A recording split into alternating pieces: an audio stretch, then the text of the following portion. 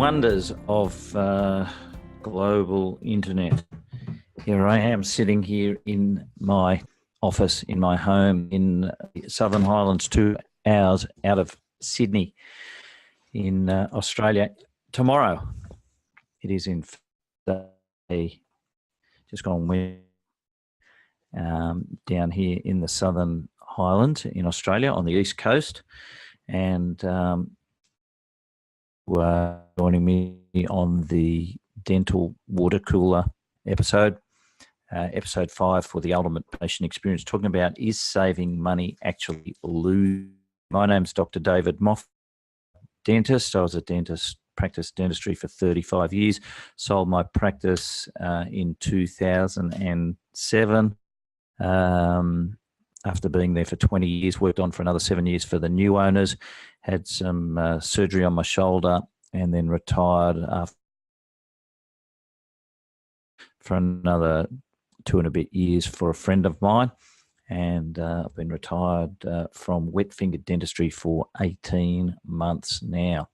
And just spend my time consulting and coaching dentists on how to build a successful dental practice, one like I did. And the reason I was able to build a successful dental practice was that I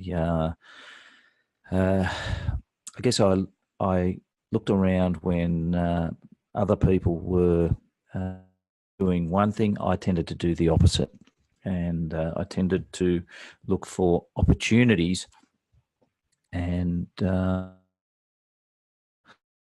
path that everybody else was, because the fact of the matter is that 95% of dentists, when they reach the 65, will either be broke or dead broke and still need to keep working. That statistic came to me from Omar Reed. He told me, David, that 95% of dentists, when they get to the age of 65, they still have to keep drilling teeth because they can't afford to. That's not a very good way to end up after a very successful career in a very lucrative profession. The dental profession is a very lucrative one to be in, and if you use your skills correctly and for the forces of good, you'll build yourself a good reputation in this industry, and you'll build yourself a very successful dental practice. So today's topic is losing you money. And this question, I raise this question because sometimes a lot of dentists spend a lot of time trying to save money on things when the easiest way of making money is to actually just go and make money, do more stuff. And cutting costs can actually cut corners that hold you back. The classic example is spending time trying to cut your overhead on consumables and materials. Can we use less tissues? Can we use less paper towel? Can we use less smaller bibs, more inferior quality bibs? Can we save money on bibs? And you might save $5,000 or $10,000. Let's say you save yourself $10,000 in a year on consumables. Well done. But could you have just made an extra $10,000 in collections that would have covered all the time that you wasted trying to save pennies? You sometimes people are stepping over pounds to try and pick up pennies, and it can be a bit ridiculous. So that's $10,000 a year, a saving. That's nice, that'll pay for a ski holiday, pay a country club member. But $10,000, that's less. What is it? $833 a month. Of the month, let's call it $200.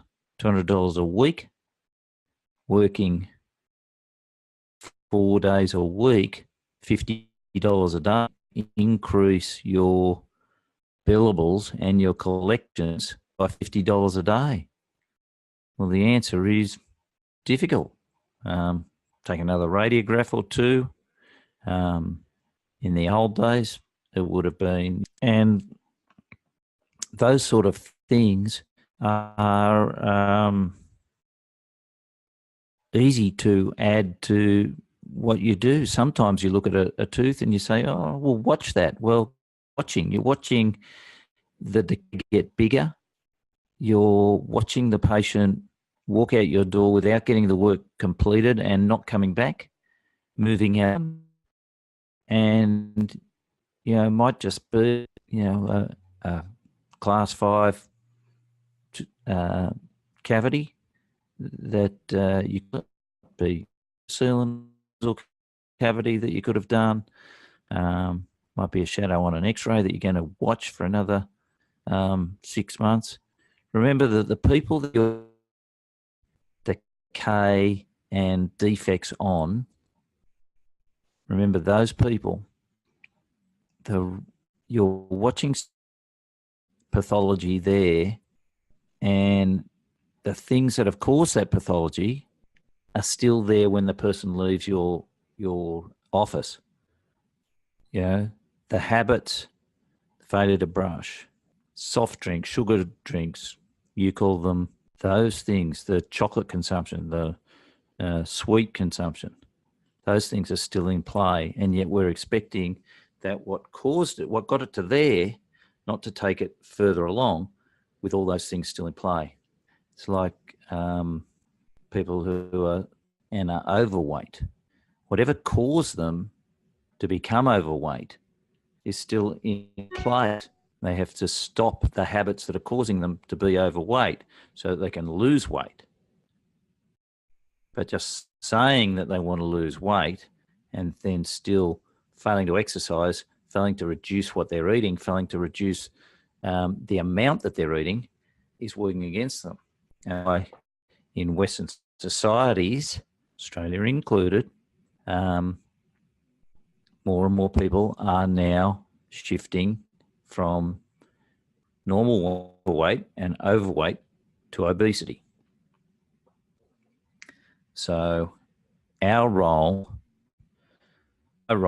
as a dentist was always about removing decay as opposed to watching decay. On an x-ray, there was significant decay there. So once I saw it on the x-ray, time to remove it. But that was my philosophy in treatment. In terms of money, the lessons that I want you to learn, is saving money, actually lose money. I like telling this story. In 1998, after being in my practice for 11 years, and there was a dental practice in the rooms next door to mine, I was leaving at time on this Monday to go and meet with my coach for a 3-hour one-on-one coaching session with my coach. And as I left my dental office and walked to the lift, I encountered, coming out of the lift elevator, the dentist in the rooms next door to me, an older gentleman. Sydney newspaper dental notices section on Saturday. He said, as a matter of fact, it is. And I went off to the meeting with my coach and I said, my dentist next door is retiring, selling his practice. And these were the words from very, very sound words. And he said, whatever he wants, give it to him. Don't haggle with him. Just take it, pay it, because buying a practice from a retiring dentist and acquiring those patients, you'll make the money back in spades. And indeed, what happened? The practice was purchased for $130,000 back then in 1998.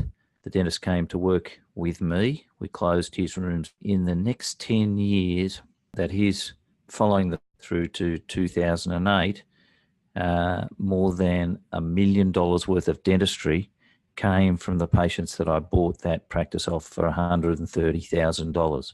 So do you think if I'd have haggled for $10,000 and missed the sale, because somebody else would have come in, or opportunity becoming the dental, those people?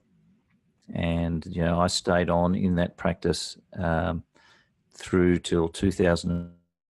And even though I left that and then I went to work for my friend, a lot of those patients from the practice that I had acquired and joined my practice followed me when I went to work for a friend. So haggling over the price was going to be a bad idea. Trying to save myself a little bit of sale may have seen the sale disappear. Would not have been a very good idea. Sometimes once you acquire an asset, the asset, if it is an income generating asset, will make you a heck of a lot more. If you're acquiring an oil well, better to acquire the oil well than miss out on buying the oil well. And that's what happened.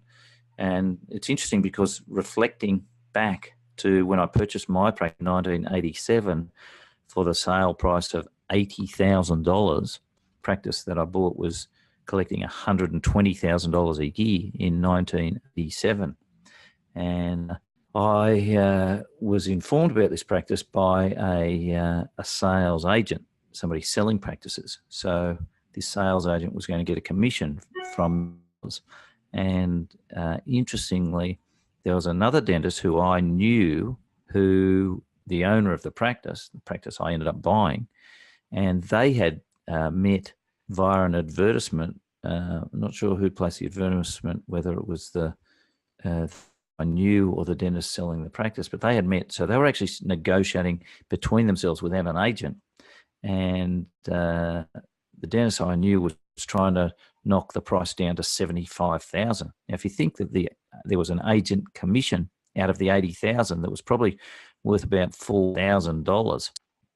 The dentist ended up selling to me for only $1,000 more in his pocket. 1,000 out of 75, 76. You wouldn't think that's much at all, but I think what the selling dentist liked was the fact that I agreed on the price, and then everything else was pretty well systematic in terms of the sale. My finance was delayed a couple of days, which meant that he had to work on another week. We had tried to get the sale before Christmas, but it ended up going on for another week. But it was smooth sale. Again, had I haggled over the price, I could have lost out because I would have been just like the other guy. And if you think that practice that was then collecting $120,000 in 1986, when I bought it, 1987, $120,000, that practice in 2007 was doing over $2.4 million, and 2011, $3.3 million. So 1987 to 2011, 24 years, went from 120,000 to 3.4 million. And that, you think of that dentist who haggled over $1,000 or $2,000, he probably did. Third example, which I like to share, is again the same thing with your laboratory costs. The costs of getting your crown and bridge dentures made. Say you're paying $150 a crown to your dental technician, a lot of crown. So you're begrudgingly writing a check at the end of the month for all the lots of 150 crowns. You think, this guy's making a lot of money out of me, and you ask him whether maybe he can, because you're sending him so much work, can he cut you a better rate? What you're trying to do is you're trying to get him to discount, but yet still give you the same service. And that doesn't normally work well, because the point is that if you count, then he's going to be looking at doing more work for the people who are paying him the higher price, because their work is worth more to him per than you who have negotiated the discount price. And if you begrudge paying him that extra $10 or $20 that you're trying to knock him down, why not just put your own price up $10 or $20 to cover it? So then, in effect, what you're trying to negotiate from your supplier, you've actually negotiated successfully from your customer. Now, it's an interesting thing to think about, because people say, oh, but my customers are very price sensitive. Well, let me tell you this story that a good friend of mine told me. He told me this story in 2010 about his practice in a suburb in Cleveland, Ohio, where his staff had come to him. We're having trouble selling crowns at $600 each, and we think your crowns are too expensive, and we think you should drop the price down to $400 each. So he said, all right, well, let's try that. So for 3 months, he did crowns at $4 each instead of $600 each. And at the end of the 3 months, he looked at his numbers, and guess how many crowns he did at $400 than he had been doing for the same period of time at $600. Guess what sort of difference it made?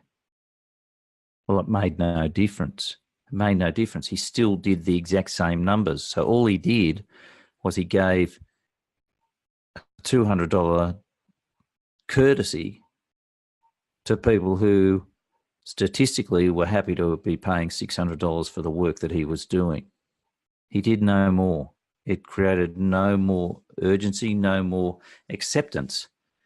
And so your thought would have to be that doing good work and your patients are deserving of good work, then you need to charge accordingly. And that story is very interesting, because I remember in 1998, when I had a dental receptionist who worked for me, and she said to me, she said, David, your patients are complaining that your fees are too high.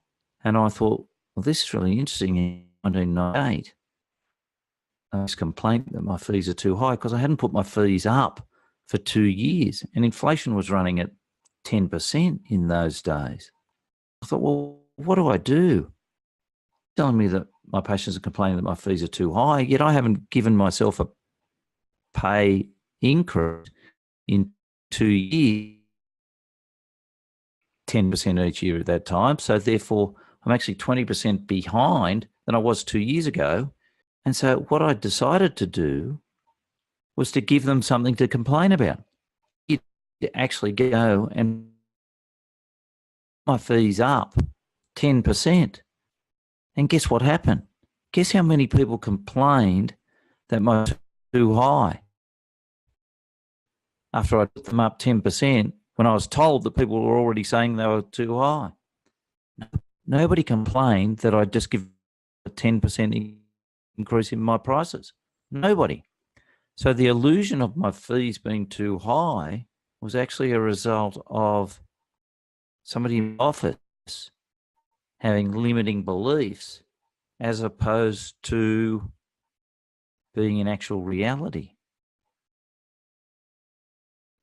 And on close, what we found was that this person had such difficulty with the fees that we were charging that she was letting people go without paying, and our receivables. I was telling the story about my friend who had a practice in suburban Cleveland, Ohio, and his staff came to him and difficulty getting patients to accept treatment plans with crowns for $600, and that he needed to drop the fee for the crowns to $100.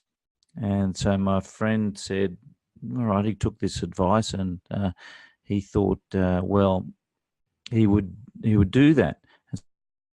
He treated people and did crowns at $400. And at the end of that 3 months, he analysed the number of crowns that he did in the 3-month period, compared it 3 months for the same time the previous year, and compared it to the previous 3 months before that. What he found was that the number of crowns he did when he dropped the price down to $400 was exactly the same as the number of crowns that he had done in the previous 3 months when the crowns were 600, and also in the same 3 months of the previous year when crowns were also $600. And so what this showed to him was that it wasn't, in fact, the price of his crowns that was stopping people from coming in. It was actually the mindset of the people working in his dental practice, that they believed that the price of the crowns was too high. So there's a few examples there of what to focus on, what you actually want from your dental practice. And you to believe those little voices not be the best advice. So be of the thought that your prices are too high or that you need to be trying to save money, because sometimes the process of saving money actually can be detrimental to you in terms of really growing your business and growing it to the next level. So that brings today's water cooler meeting to a close. I'd like to thank all those who have been on this water cooler. Look forward to talking with you again next month. Same time, it will be on the Tuesday, the 12th of March at 8 p.m. Eastern Time, 8 p.m. Eastern Time, Tuesday the 12th of March. So thank you very much for having me. I'm Dr. David Moffat. If you've got any questions at all, please contact me via email, david@theupe.com, and happy to answer any question you have. Look forward to talking with you again on the water cooler at next month's